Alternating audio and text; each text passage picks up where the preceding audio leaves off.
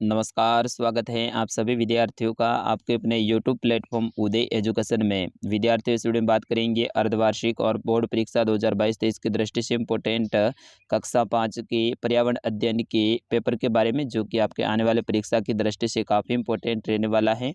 और बिल्कुल आप सभी विद्यार्थियों के लिए ये रियल पेपर साबित होने वाला है, क्योंकि ऐसे के ऐसे ही प्रश्न आपके एग्जाम में सीधे ही पूछे जाने वाले हैं। तो आप सभी विद्यार्थियों से निवेदन रहेगा, वीडियो को अंत तक देखिएगा, वीडियो को लाइक कर दीजिएगा। आपका अपना चैनल है, अभी तक आपने चैनल को सब्सक्राइब नहीं किया है तो विद्यार्थियों सब्सक्राइब जरूर कर लीजिएगा। सारे प्रश्नों के उत्तर भी मैं आपको बताऊंगा, और बिल्कुल मैं भी पर्यावरण अध्ययन ही पढ़ाता हूं, तो बिल्कुल सारे प्रश्नों के उत्तर आपको एकदम सटीक मिलेंगे और अच्छे से आपको मैं याद करवाऊंगा। तो आपसे निवेदन रहेगा, वीडियो को पूरा जरूर देखिएगा। चलिए, पहला प्रश्न आपकी स्क्रीन पे है कि आपकी माता के पति आपके क्या लगते हैं? पिताजी, नाना जी, नानी जी या फिर दादाजी? तो विद्यार्थियों, आपके माताजी के जो पति हैं वो आपके पिताजी लगते हैं, तो ऑप्शन नंबर अ रहेगा इसका सही उत्तर। अगला है कि संतू को अपना गांव किस कारण से छोड़ना पड़ा था? बाढ़ के कारण, बेरोजगारी के कारण, उच्च शिक्षा पाने के लिए या फिर अकाल पड़ने के कारण? तो विद्यार्थियों, संतू वाला जो अपना पार्ट है उसमें इसका सही आंसर क्या हो जाएगा आपका? ऑप्शन नंबर द रहेगा, अकाल पड़ गया था उसके गाँव में और वो अपने भतीजे के गाँव में गया था। चलिए, अगला प्रश्न है, स्वच्छ भारत अभियान कब आरंभ किया गया? 2 अक्टूबर 2014, 2 अक्टूबर 2015, 2 अक्टूबर 2016 या फिर 2 अक्टूबर 2017? तो विद्यार्थियों, स्वच्छ भारत अभियान है ये 2 अक्टूबर 2014 को चालू किया गया। अपने जो मोदी जी की सरकार आई थी उसके बाद में इन्होंने आते ही ये स्वच्छ भारत अभियान है इन्होंने चालू किया था। तो ऑप्शन नंबर अ रहेगा इसका सही उत्तर। अगला प्रश्न है, योग दिवस मनाया जाता है 21 जून को, 21 अप्रैल को, 21 अक्टूबर को और 21 मार्च को? तो विद्यार्थियों, योग दिवस हैं वो 21 जून को मनाया जाता है, तो इसमें भी सही उत्तर आपका क्या हो जाएगा? ऑप्शन नंबर अ रहेगा इसका सही उत्तर। अगला प्रश्न है प्रश्न संख्या 5, रिक्त स्थान की पूर्ति करें, यानी खाली जगह को भरना है। तो इसमें देखिए, पहली खाली जगह है, खाली जगह परिवार में सभी लोग सहयोग करते हैं, संयुक्त परिवार में या फिर एकल में? तो विद्यार्थियों, संयुक्त परिवार हो जाएगा इसका सही आंसर। क्या हो जाएगा? संयुक्त परिवार में सभी लोग हैं वो बच्चों के पालन पोषण के लिए और परिवार को आगे बढ़ाने में भी सहयोग करते हैं, तो इसमें सही आंसर हो जाएगा अपना संयुक्त। अगला है कि शौच जाने के बाद में खाली जगह से हाथ धोना जरूरी है, साबुन से या फिर मिट्टी से? तो विद्यार्थियों, साबुन से हाथ धोना धोना जरूरी है, तो इसमें हो जाएगा आपका साबुन। ठीक है। अगला प्रश्न है कि हमें कचरा डालने के लिए खाली जगह का उपयोग करना चाहिए, यानी कचरा अपन को किस में डालना चाहिए, थैली में या फिर कूड़ादान में? तो विद्यार्थियों, कूड़ादान में डालना चाहिए, तो इसमें हो जाएगा कूड़ा पात्र। ठीक है ना, कूड़ा पात्र। इस तरह से आपको खाली जगह भरनी है, बिल्कुल इजी पेपर आता है आपका। अगला है कि दौड़ने से श्वास हैं वो गर्म होती हैं या फिर ठंडी होती हैं? तो गर्म होती है। जब अपन दौड़ते हैं तो अपनी श्वास है वो गर्म होती हैं और अपन है ना आ, हाँफने लगते हैं, तो ये हो जाएगा अपना इसमें गर्म। अगला प्रश्न है प्रश्न संख्या 6, संजना का परिवार एकल परिवार होता तो उसकी माँ की देखभाल कौन कौन करता? तो विद्यार्थियों, संजना का परिवार यदि एकल परिवार होता तो उसकी माँ की देखभाल कौन करता? एक तो करती संजना खुद और एक करते संजना के पिताजी। तो संजना और संजना के पिताजी हैं वो उनकी माँ की देखभाल करते हैं। अगला प्रश्न है, एकल परिवार बनने के क्या क्या कारण हैं? तो विद्यार्थियों, एकल परिवार के कारण हैं बहुत ज़्यादा हैं, लेकिन मैं कुछ कारण हैं आपको बता रहा हूँ, आप ध्यान से इन कारणों को देख लीजिएगा।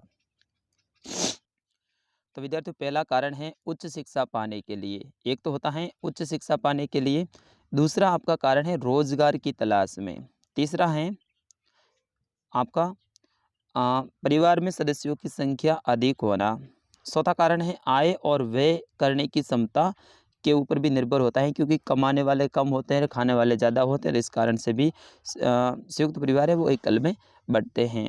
पांचवा कारण आप लिख सकते हैं शहरों में मकानों का छोटा होना। ठीक है ना, शहरों में मकानों का छोटा होना। इस तरह से आपको अलग अलग कारण हैं, वो लगभग 7-8 कारण हैं, वो लिख देने हैं। चलिए, अगला प्रश्न है प्रश्न संख्या 8, संतु को दूसरे गांव में किन किन समस्याओं का सामना करना पड़ा होगा?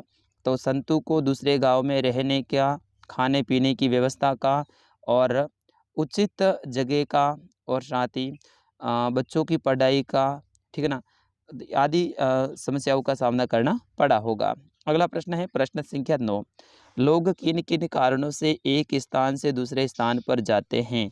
तो लोग हैं वो किन किन कारणों से एक स्थान से दूसरे स्थान पे जाते हैं, तो एक तो है उच्च शिक्षा पाने के लिए, ठीक है ना, अकाल पड़ने के कारण, रोजगार की तलाश में, ठीक है, और साथ ही इसमें आप लिख सकते हैं अपने जो विवाह संबंधों के कारण। इस तरह से आपको अलग अलग कारण लिखने हैं। प्रश्न संख्या 10, जो लोग देख नहीं पाते हैं वह किताबों को कैसे पढ़ते होंगे? तो विद्यार्थियों, जो लोग देख नहीं पाते हैं वो किताबों को ब्रेल लिपि की सहायता से पढ़ते होंगे। ब्रेल लिपि, इसमें आपका सही आंसर क्या हो जाएगा? ब्रेल लिपि। ब्रेल लिपि की सहायता से पढ़ते होंगे। प्रश्न संख्या 11, सांकेतिक भाषा क्या है? तो जो लोग सुन और बोल नहीं सकते हैं उनके लिए सांकेतिक भाषा का उपयोग किया जाता है। इसमें शरीर के हाव भाव से पता लगाया जाता है कि सामने वाला व्यक्ति है वो क्या कह रहा है। जैसे कि जो सुन नहीं सकता है और जो बोल नहीं सकता है उनके लिए अपन क्या करते हैं? सांकेतिक भाषा, हाथ से इशारे करते हैं और वो सामने वाला समझ जाता है, तो वो सांकेतिक भाषा है विद्यार्थियों। क्या है वो? सांकेतिक भाषा है। अगला प्रश्न है प्रश्न संख्या 12, आपके विद्यालय में स्वच्छता अभियान चलाया गया होगा, उस समय आपने क्या क्या कार्य किए? उन कार्यों की सूची बनाइए। तो हमने सभी कक्ष की सफाई की, विद्यालय की ग्राउंड की सफाई की, हमने कक्षा के अंदर लगे जो जाले वगैरह है उनको हटाया, हमने कुर्सियों की सफाई की। इस तरह से आपको जो जो आपने काम किए हैं वो सारे के सारे काम लिखना है। इस तरह से लगभग 8 से 10 पॉइंट आपको विद्यार्थियों बना देना है। अगला प्रश्न है प्रश्न संख्या 13, आउटडोर व इंडोर खेल किसे कहते हैं? 4 खेल के नाम बताइए। सबसे पहले आउटडोर, तो यहाँ पे आपको नाम लिखना है आउटडोर। फिर उसके बाद में आपको इसका उत्तर लिखना है, वे खेल जो खुले मैदान में खेले जाते हो आउटडोर खेल कहलाते हैं। खुले मैदान में जैसे अपन खेलते हैं ना, तो वो खेल होते हैं आउटडोर। जैसे कि क्रिकेट हो गया, आपको 4 उदाहरण देने हैं ना, तो इसमें हो जाएगा क्रिकेट, फुटबॉल, फुटबॉल, फिर उसके बाद में आप वॉलीबॉल लिख सकते हैं, वॉलीबॉल, फिर उसके बाद में आप लिख सकते हैं हॉकी, ठीक है ना। ये सारे के सारे खेल हैं, ये आउटडोर खेल हैं। इसमें आप कबड्डी भी लिख सकते हैं, कबड्डी भी बाहर खुले मैदान में खेला जाता है, तो कबड्डी, ये सारे के सारे आउटडोर खेल हैं। अब इंडोर, ऐसे खेल जो बंद कमरे में खेले जाते हो इंडोर खेल कहलाते हैं। यानी बंद कमरे के अंदर, छोटे सा कमरा हो या बड़ा कमरा हो, उसके अंदर अपन आराम से खेल सकते हैं, तो उन्हें कहते हैं इंडोर खेल। जैसे कि कैरम हो गया, ये कैरम है, ये बिल्कुल बंद कमरे में अपन खेल सकते हैं। जैसे कि सांप सीढ़ी हो गया, सांप सीढ़ी हो गया, ठीक है ना, ये भी क्या है? बंद कमरे में आराम से अपन खेल सकते हैं। जैसे कि लूडो हो गया, ये सारे के सारे हैं इंडोर खेल हैं। अगला प्रश्न है, हमें योग क्यों करना चाहिए? तो हमें योग इसीलिए करना चाहिए क्योंकि योग से हमारे शारीरिक, मानसिक और बौद्धिक विकास होता है, और योग से हमारा शरीर है वो स्वच्छ रहता है और हम बीमार नहीं पड़ते हैं। अगला प्रश्न है, फूंक से कौन कौन से कार्य किए जा सकते हैं? तो फूंक से आग जलाई जा सकती है, आग बुझाई जा सकती है, गुब्बारे फुलाए जा सकते हैं, और फूंक से वाद्य यंत्रों को बजाया जा सकता है। अगला प्रश्न है, प्रकीर्णन व अंकुरण किसे कहते हैं? तो विद्यार्थियों, प्रकीर्णन, प्रकीर्णन का मतलब होता है बीजों का एक स्थान से दूसरे स्थान पर जाना, प्रकीर्णन कहलाता है। या फिर दूसरी भाषा में अपन बोले तो बीजों का एक स्थान से दूसरे स्थान पर फैलना प्रकीर्णन कहलाता है। ये प्रकीर्णन कैसे होता है? जैसे कि तेज हवा के कारण है बीज एक स्थान से दूसरे स्थान पे चले जाते हैं, जानवरों के शरीर से चिपक के चले जाते हैं, पक्षियों की सोच में चिपक के चले जाते हैं, और मनुष्य खुद भी बीजों का प्रकीर्णन करता है, यानी खुद अपने साथ में बीजों को लेके जाता है। अब अंकुरण, अंकुरण का मतलब होता है विद्यार्थियों बीजों का उगना अंकुरण कहलाता है। अगला प्रश्न है, पाचन तंत्र का नामांकित चित्र बनाना है। आपको मानव पाचन तंत्र है उनका नामांकित चित्र बनाना है, ठीक है ना। तो मानव पाचन तंत्र, इस तरह से मानव की बॉडी आप बना दो, फिर उसके बाद में यहाँ से इस तरह से इनके जो विभिन्न अंग है उनके बारे में आप लिख दो। यहाँ पे आमाशय हैं, फिर छोटी आंत, बड़ी आंत, तो यहाँ पे हो जाएगा मुंह, ठीक है ना।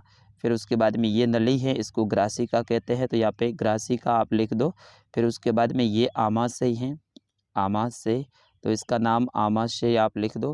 फिर उसके बाद में छोटी आंत, छोटी आंत, फिर उसके बाद में बड़ी आंत, और इस तरह से इनके विभिन्न अंग हैं वो आप लिख दो। अगला प्रश्न है, लास्ट की चित्र बनाकर वर्षा जल संग्रहण की प्रक्रिया के चरण लिखिए। वर्षा जल संग्रहण का चित्र बनाना है तो इस तरह से आपको सबसे पहले तो यहाँ पे थोड़ा सा मैं 1 मिनट आपको बताता हूँ। सबसे पहले आपको यहाँ पे बादल बनाना है, ठीक है। फिर उसके नीचे यहाँ पे एक जो भी मकान वगैरह है वो बनाना है। मैंने यहाँ पे झोपड़ी बना दी, ठीक है।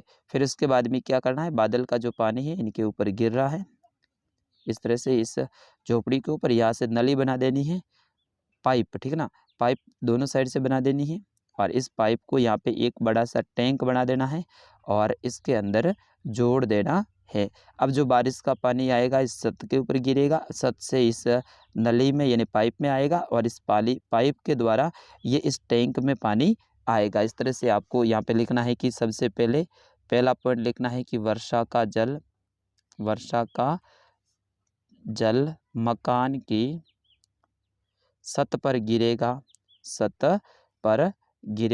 फिर उसके बाद में दूसरा पॉइंट लिखना है कि जल पाइप के द्वारा टैंक में जाएगा। इस तरह से अलग अलग पॉइंट आपको बना देने हैं। तो विद्यार्थियों ये था कक्षा 5 का पर्यावरण अध्ययन का पेपर। आपके बोर्ड की परीक्षा और साथ ही आपके अर्धवार्षिक परीक्षा की दृष्टि से वेरी वेरी मोस्ट इम्पोर्टेंट है। मैंने कोशिश की है सारे प्रश्नों के उत्तर बताने की और आप सभी विद्यार्थियों ने इन प्रश्नों को अच्छे से याद भी कर लिया होगा और अच्छे से तैयार भी कर लिया होगा। विद्यार्थियों अब आप सभी को करना है एक काम, चैनल को सब्सक्राइब करना है, ठीक है ना। इस चैनल के नीचे देखो सदस्यता लें या फिर सब्सक्राइब करें ऐसा नाम दे रखा है, उसके ऊपर क्लिक कीजिए और चैनल को सब्सक्राइब कर लीजिए और वीडियो को एक लाइक करना है और अपने स्कूल का नाम है कमेंट बॉक्स में लिखना है। तो मिलते हैं विद्यार्थियों अगले वीडियो में, तब तक के लिए आपके अपने सर उदय सर को दीजिए आज्ञा। नमस्कार, जय हिंद।